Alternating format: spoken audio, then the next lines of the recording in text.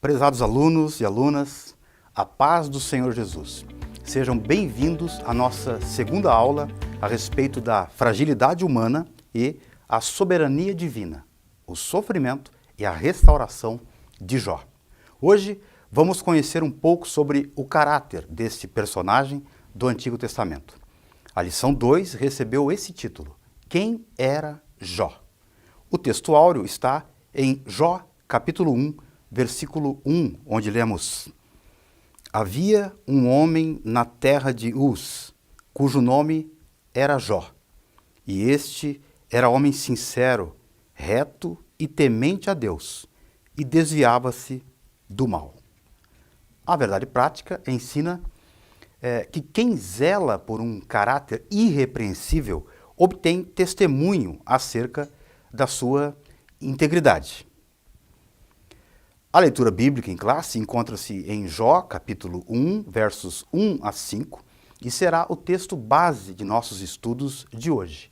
Mantenha a sua Bíblia aberta. Quem era Jó? Na aula anterior, o professor Ariel da Silveira tratou das questões introdutórias ao livro que leva o nome desse personagem bíblico. A partir dessa aula, vamos estudar o texto bíblico propriamente dito. O grande diálogo, que consiste no corpo do livro, está inserido dentro de um marco narrativo composto pelo prólogo e pelo epílogo. O epílogo está no capítulo 42, versos 7 a 17. O prólogo abrange o trecho dos capítulos 1 e 2. A narrativa em prosa oferece algumas cenas que esboçam claramente o curso dos eventos e, ao mesmo tempo, abre espaços para os diálogos que irão surgir quando chegarem os amigos de Jó. Os estudiosos concordam que o histórico se passa no mesmo tempo dos patriarcas. A área mencionada é a terra de Uz, parte do território de Edom, se compararmos com Gênesis 36, 28 e Lamentações 4, 21, ao sul da Palestina. Porém, em Jeremias 25, 20 e 21, Uz é associada a Filístia, Edom e Moabe. O início da narrativa é direto e conciso. Ele nos oferece o nome, a pátria e a piedade exemplar do herói do drama. Esse singelo começo nos prepara para o que virá em seguida. Houve um homem. A primeira frase usa o hebraico ish, homem, e com isso indica a natureza universal da obra. O homem não provém de Israel, ele é de Uz. Representa a todos os homens. Os problemas do sofrimento dos justos em relação com Deus e com o universo transcendem os limites geográficos, religiosos e étnicos. Veja que Jó não era israelita, mas mesmo assim ele era um adorador do verdadeiro Deus, Yahvé, Javé ou Jeová. O texto irá nos mostrar que Jó é um homem digno. Assim, levanta-se uma pergunta inquietante. Deus é justo? Por que sofre o homem reto? Mais ainda, é possível ter prosperidade material e, ao mesmo tempo, ter um caráter íntegro e piedoso? Esta pergunta faz sentido porque não é pouco comum correlacionar o defeito de caráter de uma pessoa com a chegada de seu sucesso. Quem lê a Bíblia sabe do cuidado que ela aponta para a relação humana com o dinheiro. A palavra de Deus nos ensina que o amor do dinheiro é a raiz de toda espécie de males. Isso está lá em 1 Timóteo capítulo 6, verso 10. Isso ocorre por causa do apego, da ambição que desperta nas pessoas diante do dinheiro ou mesmo de algum bem material. Essa disposição pode destruir a nossa integridade e piedade. Nas últimas décadas, diversas obras foram publicadas tratando dos pecados que envolvem sexo, poder e dinheiro, como sendo aqueles que mais produzem a queda de homens de Deus. Mas, ao longo de nossa aula, conheceremos um modelo de integridade, prosperidade e piedade, conjugado com o temor do Senhor. O cerne, o âmago de nossos estudos hoje é entender que o temor do Senhor é o fundamento de uma vida reta e íntegra. A Bíblia ensina que o temor do Senhor tem uma relação com uma vida sabiamente vivida. Os livros de sabedoria do Antigo Testamento, como Provérbios e o próprio livro de Jó, colocam o temor do Senhor como princípio primeiro para uma vida de sabedoria. Roy Zuck, na obra Teologia do Antigo Testamento, escreve que o temor do Senhor é central à literatura sapiencial, ocorrendo 14 vezes em Provérbios e várias vezes em Jó. Além de ser o ponto de partida ou início da sabedoria, o temor do Senhor também é o princípio primeiro e controlador, ou a essência e o coração da sabedoria.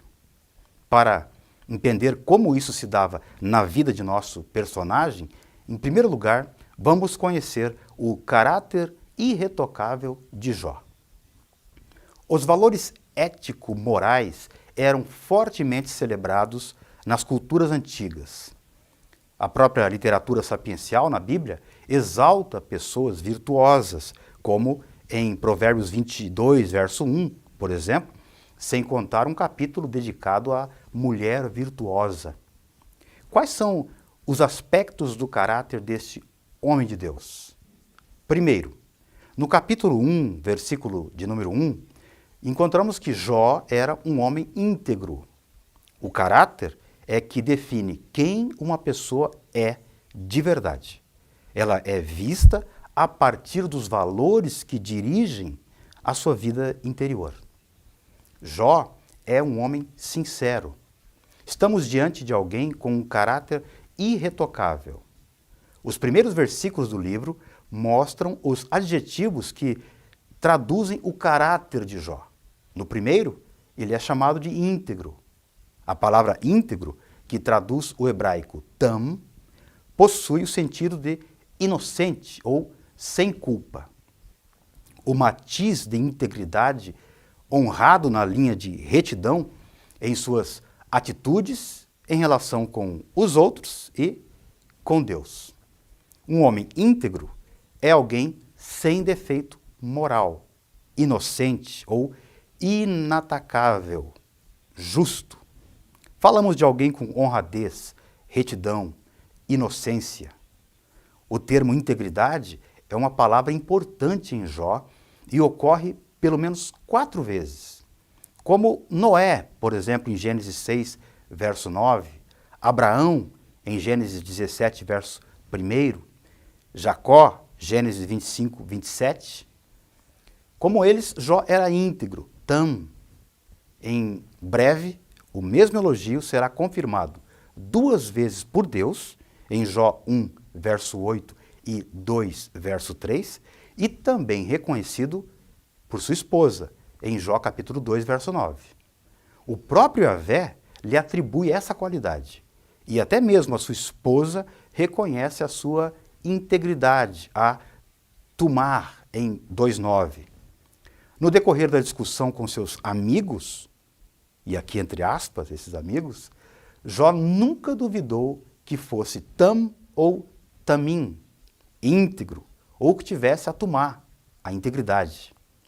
A ideia hebraica de perfeição se referia à saúde física e moral, e ainda indicava uma imagem de totalidade, de plenitude, de homogeneidade, inteireza. Pessoas íntegras são indivíduos completos, sem qualquer hipocrisia ou duplicidade.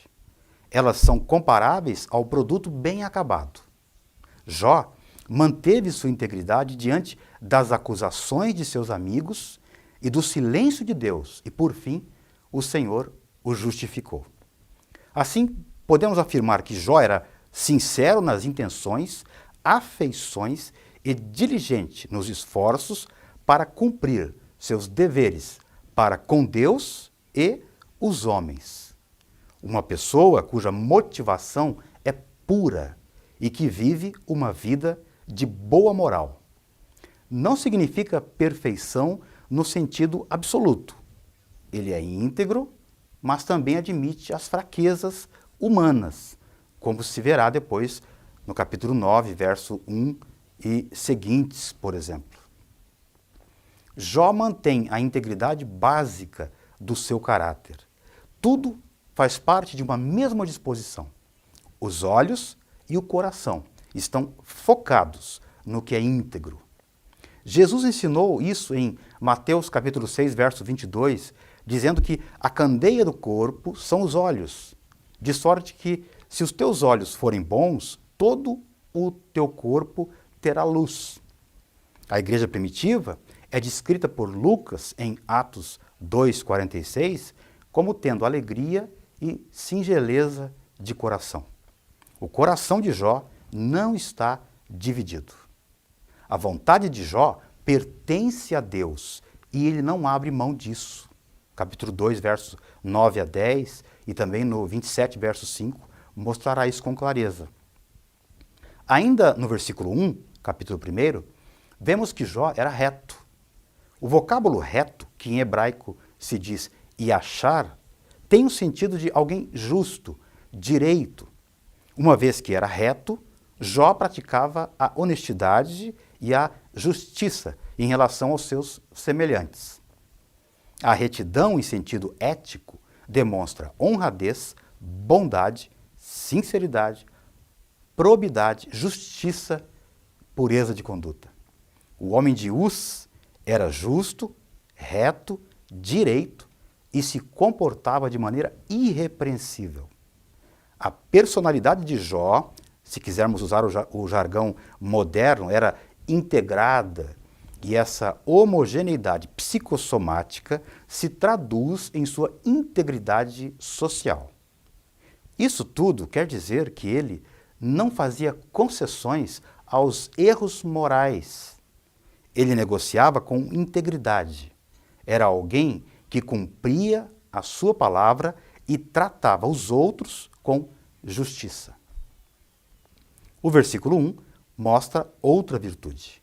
Ao continuar a leitura, descobrimos que Jó era temente a Deus e se desviava do mal. Iaré, temer, aqui em Jó, não se trata de simples medo, mas de reverência. É usado para se referir ao ser de Deus numa posição exaltada, de maneira que Jó tem grande respeito. Jó reverencia a Deus. Estamos diante de alguém devotado ao culto e à adoração a Deus, e que por isso mantinha o mal sempre à distância. Além disso, com prudência, faz todo o possível para evitar o mal, como pode ser visto em pelo menos outros 3 versículos. Jó 1:8, capítulo 2, verso 3 e capítulo 28, verso 28.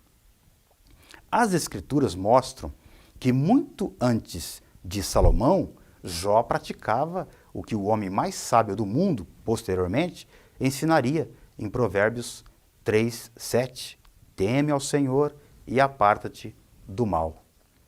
Temer a Deus quer dizer perceber o relacionamento que se tem com Ele e lhe mostrar reverência e obediência.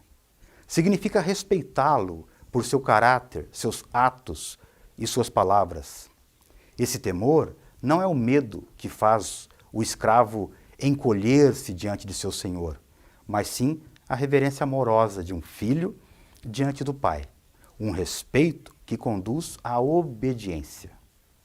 Nas palavras de Oswald Chambers, o mais extraordinário a respeito do temor a Deus é que, quando tememos a Deus, não temos medo de nada. Ao passo que, se não tememos a Deus, teremos medo de tudo. Evitar o mal, por sua vez, afirma uma consciência deliberada e constantemente escolhendo o bem. O pastor José Gonçalves alerta que, numa época em que os valores judaico-cristãos são atacados, os valores éticos e também os valores morais são ofuscados, onde a religiosidade é caracterizada por uma relação de troca, onde se ensina e se pratica uma relação de barganha com Deus, o livro de Jó se levanta como um grito de alerta em meio à escuridão. O texto sagrado nos dá mais informações acerca de Jó. Ele foi um homem sábio e próspero. Jó é retratado como um conselheiro sábio. Lembre-se de que existem pessoas ricas que não são sábias nem tampouco prósperas. Elas possuem conhecimento, mas não entendimento. Possuem riquezas, mas não prosperidade.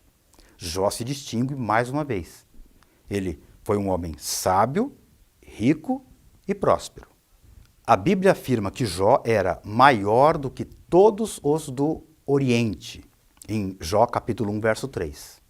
Maior aqui também faz referência à sua sabedoria.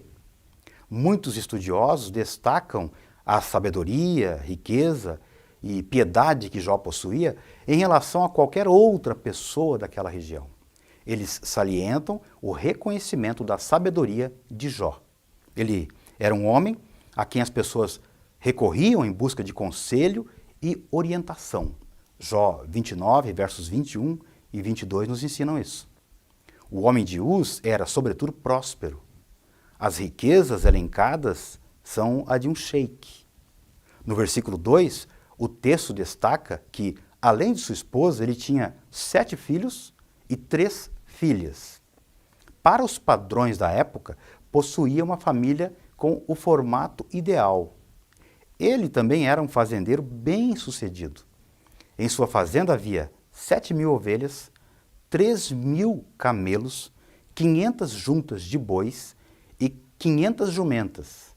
E tinha também muitíssima gente ao seu serviço.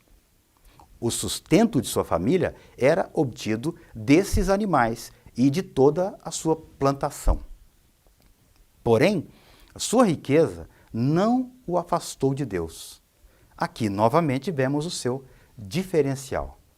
Ele reconheceu que o Senhor havia dado a ele todos os seus recursos e usou sua riqueza com generosidade para beneficiar a outros.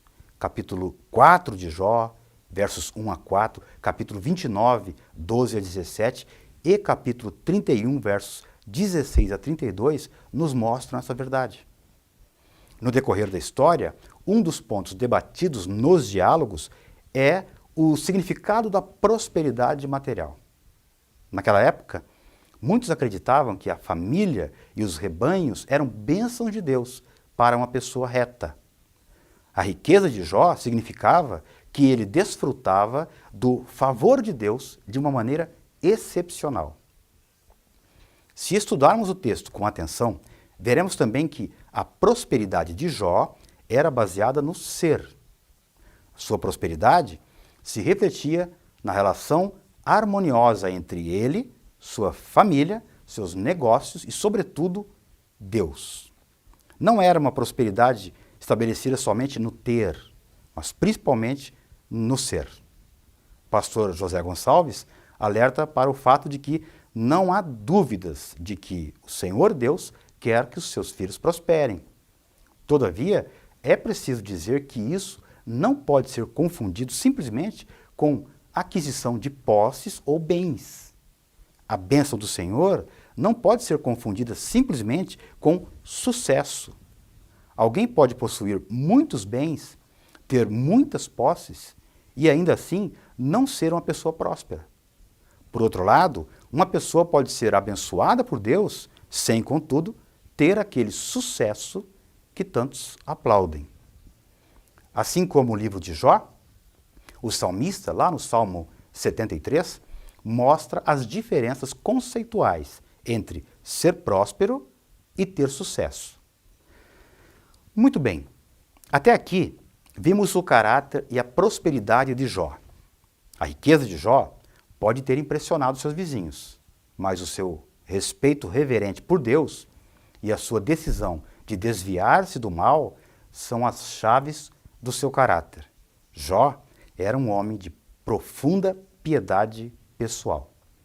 Observe que ele era um homem dedicado à família. Veja isso. Sua piedade é vista no contexto da família, onde Jó é apresentado como o seu guia espiritual. O ambiente descrito no versículo 4 é de uma família em harmonia que, de forma feliz, festejava a vida. De forma alguma o texto sugere dissolução, bebedice ou licenciosidade nessas comemorações. Eram confraternizações feitas no ambiente familiar. Cada filho tinha sua própria casa. As filhas talvez morassem na casa do pai. Cada filho realizava uma festa em casa de cada um no seu dia. Eram jovens, mas tinham condições de manter um modo de vida de estilo real. Os banquetes fraternais são um símbolo do caráter extraordinário da harmonia que reinava nessa família. Em cada um desses eventos, a piedade de Jó é ilustrada pelo fato de que ele sempre oferecia holocaustos pelos seus filhos, se caso um deles pudesse ter pecado inadvertida ou secretamente. Jó foi um homem que possuía uma forte moralidade e uma sólida espiritualidade. Além de seu caráter irretocável, o texto deixa claro que ele tinha uma vida piedosa. Jó capítulo 1, verso 5. Essa piedade está presente não apenas nos primeiros capítulos, mas em todo o livro. A descrição do caráter de Jó reflete o moralismo otimista dos sábios antigos e apresenta uma imagem ideal da natureza humana. Jó, mesmo nos momentos de desespero, como consequência de sua provação, sempre manteve seus olhos em Deus. Era essa piedade a causa da dedicação de Jó à família. Em terceiro lugar, Jó era um homem de vida consagrada. A sua piedade está evidenciada no cuidado espiritual que ele tinha com os filhos. Jó orava por eles. A preocupação do patriarca com a pureza de seus filhos demonstra uma piedade das mais rigorosas. A consciência meticulosa de Jó reconhecia que naqueles dias de celebração, nas festas promovidas por seus filhos, podiam quase que involuntariamente se tornar ocasiões para a licenciosidade. Jó age como um sacerdote ao oferecer sacrifícios por toda a família. Como sacerdote do seu lar, Jó cumpria o ritual do culto em favor da família. O levantar cedo ou de madrugada, como expressão idiomática do hebraico bíblico, é uma forma de enfatizar a piedade de Jó. Ele priorizava a oração. Ninguém terá vitória na oração se não a priorizar. O comodismo costuma matar a vida de oração. Deixar a oração em segundo ou terceiro plano é o primeiro sinal de fracasso espiritual. O vocábulo português santificava traduz o termo hebraico kadash, que possui o sentido de ser separado ou consagrado. Uma pessoa consagrada é alguém que ora. Uma pessoa que ora é alguém consagrado. Portanto, à luz da vida de Jó, somos estimulados a viver uma vida consagrada diante de Deus e dos homens. Como o próprio Cristo, na fase de desenvolvimento, crescia diante de Deus e dos homens. No entanto, precisamos salientar bem aqui em que consiste essa piedade descrita na Bíblia e tão bem exemplificada na vida de Jó. Para isso, queremos mencionar o que escreveu o pastor Cláudio Honor de Andrade em sua obra Jó, o problema do sofrimento do justo e o seu propósito, lá na página 37. Assim se expressa o pastor Cláudio Honor. Ninguém precisa isolar-se para se tornar santo. O santo nasce exatamente em meio às tentações. Todos os heróis da fé destacaram-se como membros participativos da sociedade. O próprio Cristo não se afastou dos homens para redimi-los. Ele andava entre nós e se fez como um de nós. Santidade é serviço, é dedicação integral ao Senhor Jesus, diz o pastor. Antes de encerrarmos a aula, gostaríamos de fazer algumas considerações. Hoje, destacamos 3 aspectos importantes acerca da vida de Jó: seu caráter, sua prosperidade e a sua piedade. Se compreendermos devidamente a vida desse gigante da fé no Antigo Testamento, a partir dessa matriz, vamos entender isso. É possível que alguém seja rico, mas não possua caráter algum. É possível que alguém possua valores morais, sem contudo esboçar piedade alguma. Porém, ninguém terá um caráter irretocável, não apenas fragmentos ético-morais, prosperidade, não apenas piedade, não apenas religiosidade e não conhecer a Deus, ou se não conhecer a Deus na sua intimidade. Jó era assim, íntegro, reto, temente a Deus e se desviava do mal. O texto de Jó nos mostra o mesmo tipo de descrição que uma pessoa apaixonada faz a respeito da formosura da pessoa amada.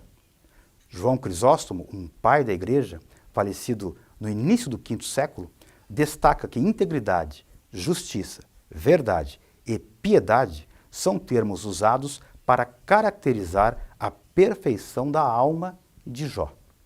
A virtude dele fazia com que vivesse longe de toda ação má, e não apenas de umas ou de outras.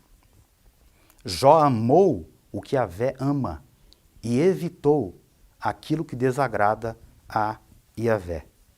Não se trata de dizer que Jó é moralmente perfeito como Yahvé é perfeito, mas, dentro dos limites da queda humana, a justiça de Jó é elogiada por Yahvé. Como dissemos no início, as cenas do prólogo são elaboradas de maneira artística. Umas se dão na terra, outras no céu. Jó e as personagens na terra não fazem a menor ideia do que se passa no nível celestial. Somente nós, os leitores, ficamos sabendo a razão do seu sofrimento. Depois do texto que tratamos hoje, a vida de Jó muda completamente. O relato da piedade e prosperidade de Jó antecede a história de suas grandes aflições e mostra que nada o livrará dos problemas. Foi um homem bom que sofreu as vicissitudes da vida. Jó foi um homem justo, reto, temente a Deus, que se desviava do mal, mas que sofreu. Sentiu-se desconsolado e, com certeza, derramou muitas lágrimas. No entanto, esse homem jamais deixou de ser aquilo que era, um homem de caráter irretocável. A partir de agora entra em cena um personagem que irá batalhar para provar que Jó serve a Deus por interesse. Mas isso é assunto da próxima aula. Eu quero concluir com um pensamento de J.R. Miller. Ele diz: a única coisa que volta do túmulo com os enlutados e se recusa a se deixar sepultar é o caráter de um homem. O que um homem sobrevive a ele, é isso que ele é. Jamais pode ser sepultado. A história mostra que Jó, como qualquer ser humano, ao final morre. Morre o homem Jó, mas o seu caráter sobrevive. Quanto a nós, depois da aula de hoje, podemos estabelecer princípios para mudanças em nossa vida cotidiana a partir da transformação de nosso caráter. Em primeiro lugar, o temor a Deus deve ser o esteio de nossa vida. Como seguidores de Cristo, devemos amar ao Senhor, buscá-lo de todo o coração. À medida que vivemos essa devoção, amaremos e cuidaremos de nossa família e viveremos uma vida moral e piedosa que dê testemunho aos outros, que sobreviva ao túmulo. Seremos luz e sal, como disse nosso Senhor Jesus. Que o Senhor vos abençoe e até o próximo encontro, se Deus quiser.